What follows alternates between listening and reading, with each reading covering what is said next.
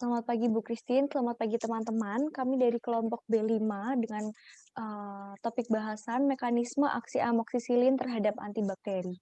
Akan menyampaikan materi diskusi kami.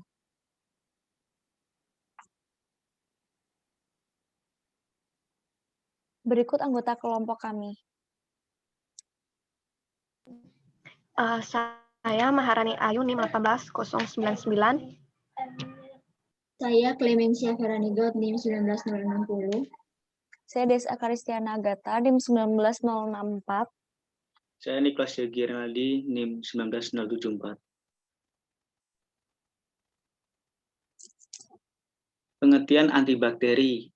Antibakteri merupakan zat yang dapat mengganggu pertumbuhan atau bahkan mematikan bakteri dengan cara mengganggu metabolisme mikroba yang merugikan.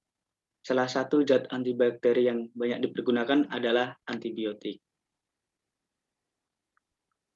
Mekanisme antibakteri sendiri ada 4. Yang pertama itu penghambatan terhadap sintesis dinding sel, yang kedua penghambatan terhadap fungsi membran sel, yang ketiga penghambatan terhadap sintesis protein, dan yang keempat penghambatan terhadap sintesis asam nukleat. Mekanisme yang akan kita bahas adalah berfokus pada penghambatan terhadap sintesis dinding sel, karena obat yang nantinya kita gunakan yaitu obat antibiotik golongan penisilin, dan obatnya berupa amoksisilin. Berikut merupakan struktur bakteri. Struktur bakteri sendiri dibagi menjadi 2, struktur luar dan struktur dalam. Kita akan berfokus pada dinding sel. Nah, berikut merupakan struktur dinding sel. Jadi, antibiotik nantinya akan membunuh dengan cara yang pertama itu menghambat pembentukan dinding sel. Kita ibaratkan dinding sel seperti rumah. Jadi, jika rumah dindingnya akan dirusak atau dirombak, maka tidak akan seperti rumah. Halnya seperti dinding sel. Jika dirombak, tidak akan seperti struktur bakteri. Jadinya akan rusak seperti itu. Berikut merupakan mekanisme antibiotik menghambat dinding sel bakteri. Gambar ini merupakan gambar dinding sel jika diperbesar. Di dalam dinding sel sendiri terdapat lipid bilayer, enzim, ada protein yang tertanam, ada PBP, penicillin binding protein, ada beta-lactam, ada peptidoglikan, dan ada porin yang tertanam di lipid bilayer, yaitu di eutek membrannya. Kita perlu memahami ini karena inilah tempat kerja bagaimana antibiotik bisa menghambat dinding sel. Bisa dilihat pada gambar, dinding sel ini menjadi sangat kuat dikarenakan adanya peptidoglikan, di mana terlihat seperti tali yang saling mengikat, seperti menjadi kawat yang sangat kuat seperti itu. Inilah yang nantinya akan menentukan pembentukan dinding selnya. Nah, berikut merupakan struktur yang terdapat pada peptidoglikan. Peptidoglikan sendiri itu terbentuk dari polisakarida. Poli artinya banyak, dan sakarida artinya gula. Berarti terbentuk dari banyak susunan struktur gula. Peptidoglikan juga terbentuk dari polipeptida. Poli itu artinya banyak dan peptida artinya asam amino. Jadinya gabungan dari beberapa asam amino. Jadi peptidoglikan itu berupa gula amino yang tersusun dari DNA dan saling berselang-seling. Nah, kita lihat pada gambar terdapat N-asetil glukosamin dan terdapat N-asetil muramat. di mana pada N-asetilglusamin dan asetilmuramat dihubungkan oleh beta 1,4.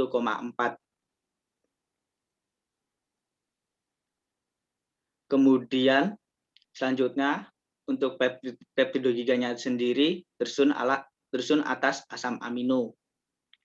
Bahan asam aminonya berupa L-alanin, D-alanin, asam glutamat, dan asam diaminopimelitik.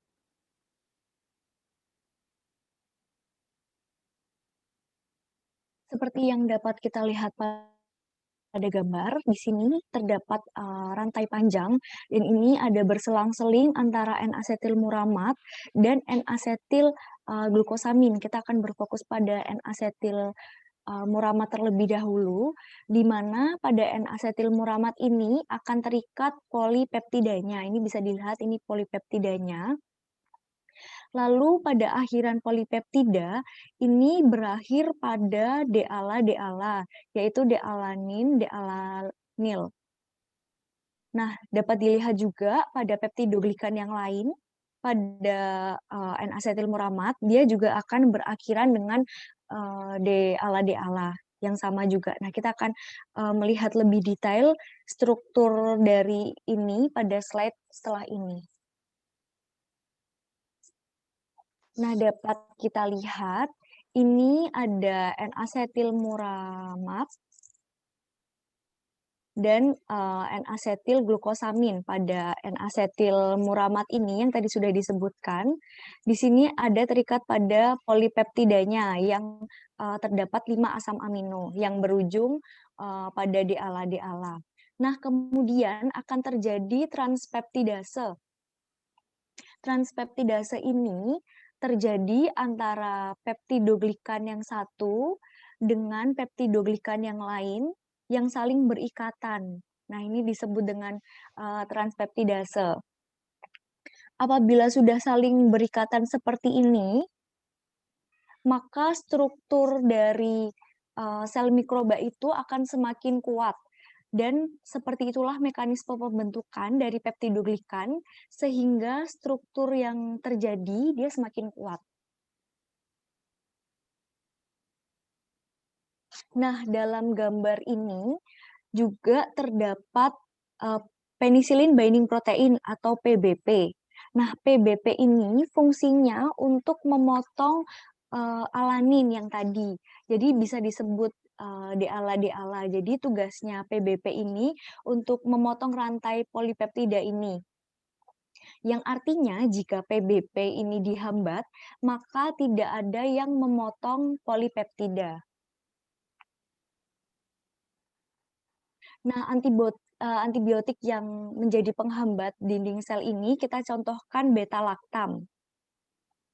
Antibiotik beta-laktam ini menghambat dinding sel yang merupakan analog substrat dari penicillin binding protein. Jadi beta-laktam ini akan menduduki penicillin binding protein sehingga penicillin binding protein ini tidak dapat menggunting D-alanil, D-alanin. Jika ada obat yang menduduki penicillin binding protein ini, maka akan terjadi ikatan kovalen, di mana akan banyak ikatan-ikatan obat yang berkaitan sangat kuat, sehingga PBP ini tidak akan berfungsi, sehingga tali polipeptidanya tidak akan terpotong dan tidak akan tersambung menjadi peptidoglikan. Jika tidak terjadi peptidoglikan, maka dinding selnya tidak akan terbentuk dengan kuat atau dinding selnya akan mudah hancur. Selanjutnya itu golongan obat. Jadi golongan obat yang kami gunakan itu golongan beta-laktam. Salah duanya itu yaitu penicillin sama cephalosporin. Jadi antibiotik yang kami gunakan itu adalah amoksisilin.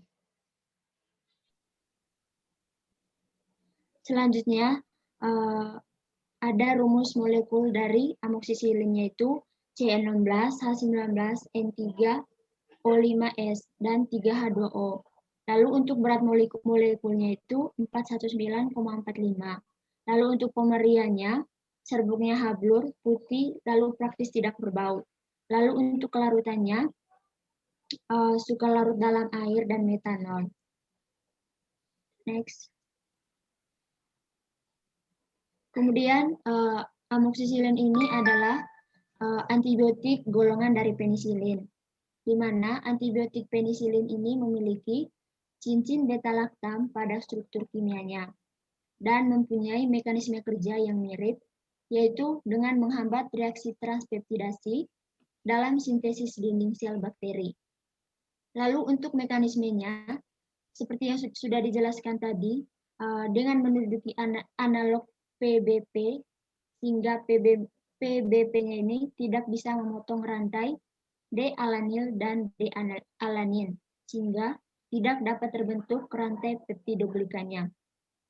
Lalu, di sini juga enzim beta-laktam di rantainya, itu sehingga rantainya terbuka dan dia menyerang aktivitas dari antibiotik, sehingga aktivitasnya itu akan melemah, bahkan tidak ada. Lalu dan di rantai R-nya ini, itu akan menentukan kekuatan antibiotik, di mana dia akan melawan beta-laktam pada rantai sampingnya, sehingga struktur dari amoksisilin ini dapat ditarik pada bagian rantainya.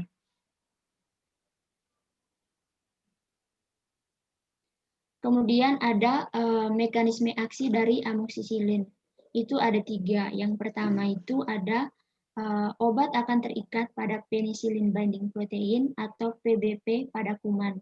Lalu yang kedua, terjadi hambatan sintesis dinding sel kuman karena proses transpeptidasi antara rantai peptidoglikannya terganggu. Lalu yang terakhir itu terjadi aktivitas enzim proteolitik pada dinding sel bakteri.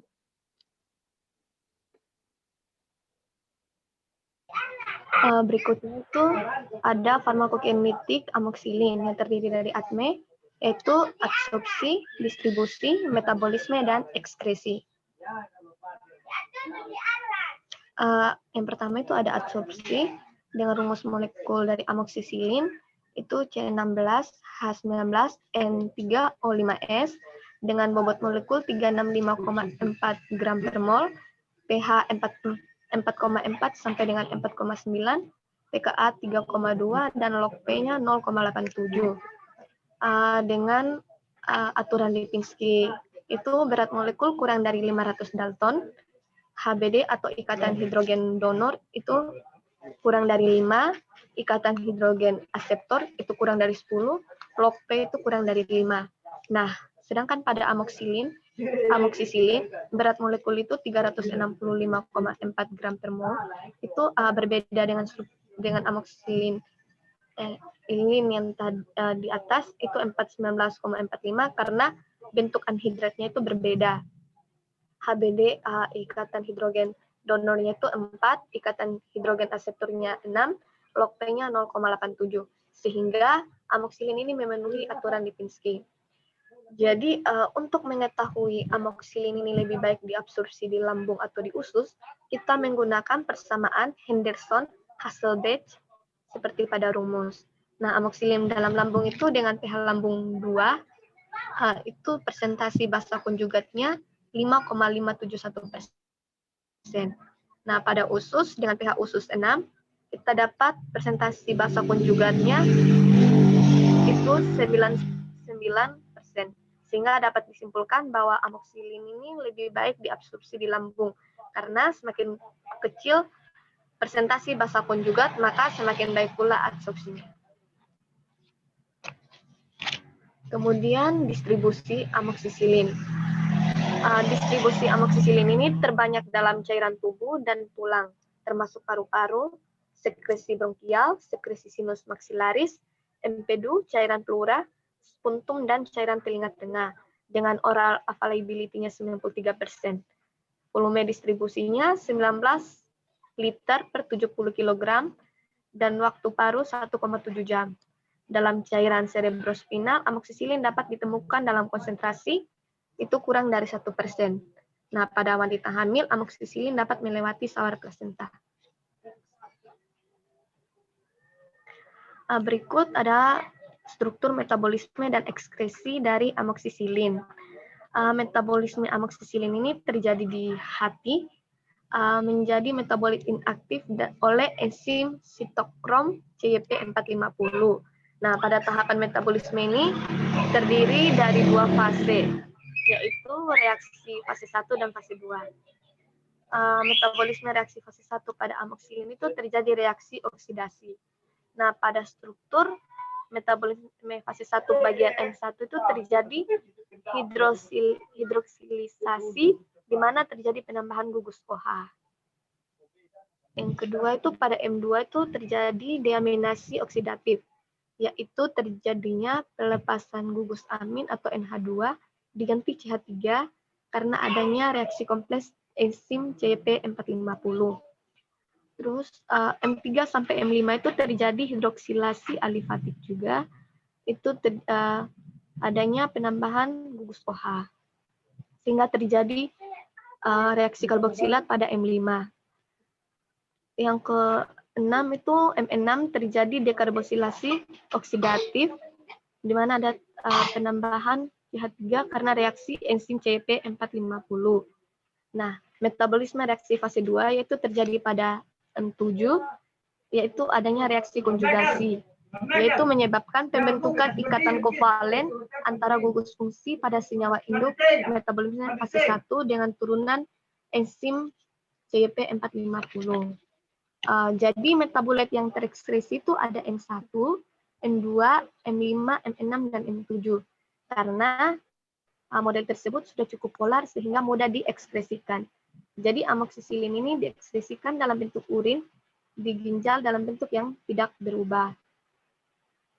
Jadi demikian hasil presentasi dari kami. Jika ada pertanyaan dari teman-teman, kami persilakan.